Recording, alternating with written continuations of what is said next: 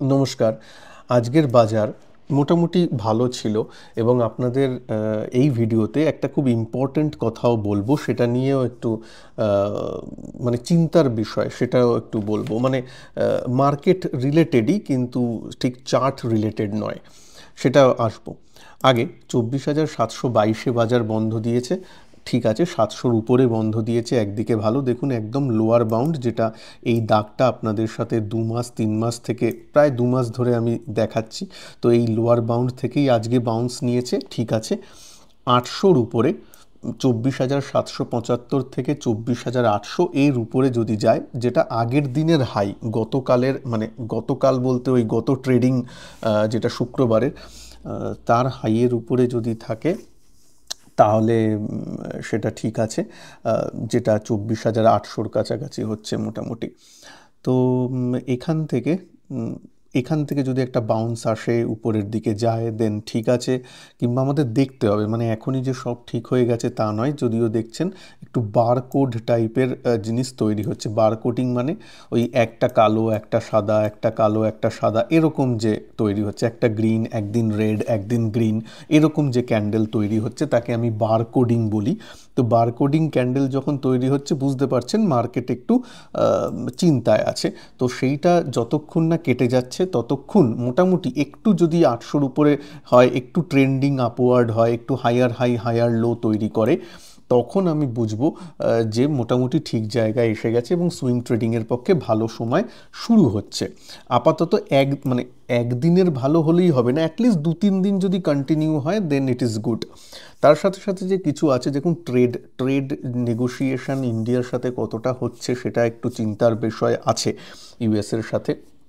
সেটা যেমন একটা মানে বাজার সেই দিকে তাকিয়ে আছে, তেমন আরেকটা জিনিস হচ্ছে, সেটা হচ্ছে ইন্ডেক্স লং পজিশন 10%-এর নিচে চলে গেছে এফআইআইদের। সুতরাং অনেকটাই কম হয়েছে, এর থেকে আরও কতটা কম হবে। সেলিং তো একটা সময় হতে হতে তো যত জিনিস থাকবে তার বেশি তো সেল করতে পারবেন না, সুতরাং সেই একটা ব্যাপার থাকেই, কত আর সেল করবে। সেটা যেমন জায়গা দেখার, এবং ডিআইআইরা বাইং করছে সেটাও একটা বিষয় আছে। এর মধ্যে একটা নেগেটিভ সেন্টিমেন্টের খবর আছে, সেটা বলবো। খবরটা যদিও অনেক দিনের, কিন্তু আমি তো মাঝখানে একটু ছুটিতে বলবো না, একটু শরীর খারাপের জন্য ভিডিও আনতে পারিনি, তাই জন্য আপডেটটা আজকে দেব।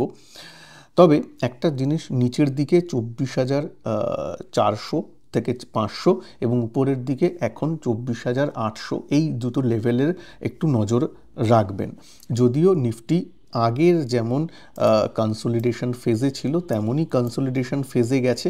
কনসোলিডেশন ফেজে গেলে জানেন একটু অসুবিধা হয় ট্রেডিংয়ের, তাই জন্য আমি কিন্তু এখন একটু ইন্ট্রাডে ট্রেডিংয়ের উপর শিফট করেছি। সুইং ট্রেডে একটু মার্কেট দাঁড়িয়ে গেলে, মানে এখানেও তো দেখুন ক্রমাগত পড়েছে, এবার লোয়ার যে বাউন্ড আছে, লোয়ার বাউন্ডে একটু দাঁড়িয়ে তারপর যদি এখানে যদি স্টেবল করে যায়, তখন আমি নিশ্চয়ই সুইং ট্রেডিংয়ে করব। মানে সাইডওয়েজ মার্কেটেও সুইং ট্রেডিং করা যায়, কারণ সাইডওয়েজ মার্কেটেও কয়েকটা স্টক ভালো আপমুভ দেয়, কিন্তু সাইডওয়েজ এটা ইম্পর্টেন্ট, যেটা যদি মার্কেট ক্রমাগত নিচের দিকে পড়তে থাকে তাহলে নয়। সুতরাং এবার লোয়ার বাউন্ডে এসেছে, এবার আমাকে দেখতে হবে যে এই জায়গাটায় ও সাপোর্ট নিয়ে দাঁড়ায় কিনা, বুঝতে পারছেন, দাঁড়ায় কিনা, সেটা 1-2 দিন দেখে নিয়ে তারপর। এখন আপাতত আমি ইন্ট্রাডে ট্রেডিংয়েই আছি। একটু চট করে small cap mid cap index দেখে নিই। স্মল ক্যাপ ঠিক আছে, খুব মানে আগের দিনের বা আগের ট্রেডিং সেশন, আগের দিন মানে বলবেন না শনি রোববার ছিল, আগের ট্রেডিং ডেজের হাই বা আগের ট্রেডিং সেশনের হাই, সেই বারটাকে উপরে যেতে পারেনি, হাইয়ের উপরে যেতে পারেনি। আমি একটু যদি জুম করি, এর উপরে যেতে পারেনি, বুঝতেই পাচ্ছেন। Mid cap index, sorry small cap index, তো এর উপরে গেলে তারপর একটু ভালো। তেমনই মিড ক্যাপ ইন্ডেক্সও যদি দেখেন, এই যে লাল দাগ বা লাল বার, তার উপরে যেতে পারেনি। এদের উপরে ট্রেড করলে then I will be confident in mid cap small cap. নিফটিতেও প্রায় তাই। তো যাই হোক, মানে ক্লোজিং বেসিসে বলতে চাইছি। আচ্ছা, এবার আমি আসবো একটা কথায়, যেটার জন্য আজকের ভিডিওটা বড় রাখবো না।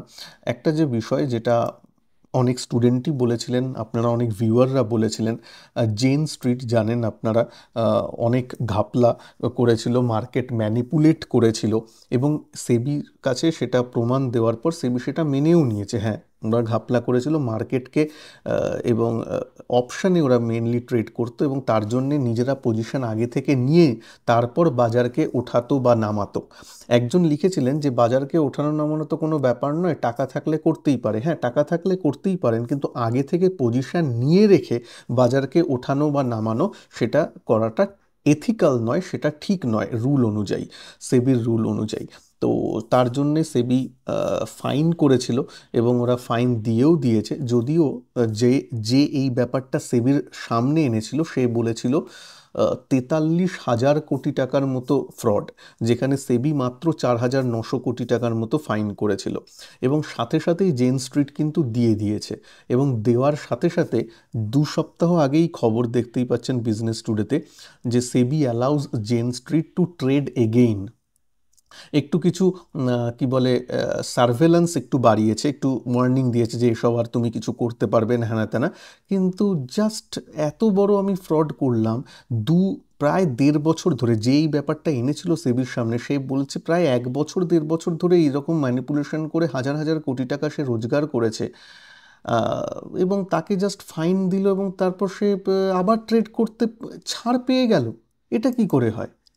আপনারাই মনে করে দেখুন, ঠিক সেম জিনিস ম্যানিপুলেশন করে পয়সা রোজগার করা। সিএনবিসি TV18 বা সিএনবিসির অনেক অ্যাঙ্কারের কথা সামনে এসেছিল না, যে তারা পরিবারের নামে শেয়ার আগে কিনে নিত, তারপর সেই শেয়ারটার কথা টিভিতে বলতো যাতে অনেকে কিনতো, শেয়ারের দাম বেড়ে যেত, তারপর তার যে আগে কেনা শেয়ার সেটা সে বেচে দিত, প্রফিটটা বুক করতো। জেন স্ট্রিট তো তাই করেছে। তাহলে তাদের অ্যাঙ্কারদের কিন্তু অনেক কঠিন সাজা দিয়েছিল, তাদের একদম মার্কেট থেকে অনেক সময় 1 বছর 2 বছরের জন্য ব্যান করে দেওয়া হয়েছিল, সারা জীবনের জন্য হয়তো ব্যান করা হয়েছিল, ট্রেড করতে দেওয়া হচ্ছিল না, এই করতে অনেক কিছু করা হয়। তারা ছোট ইনভেস্টর বা রিটেল বলে একজন এত বড় ফ্রড করলো, যেটা কিনা 43,000 বা 36,000 কোটি টাকার মতো, তার একটা ছোট্ট অংশ মাত্র সেবি বলেছে যে 20-22 দিনের জন্য। যে এই ব্যাপারটা এনেছিল সেই লোক বলেছে যে এর থেকে অনেক বড় স্ক্যাম হয়েছে।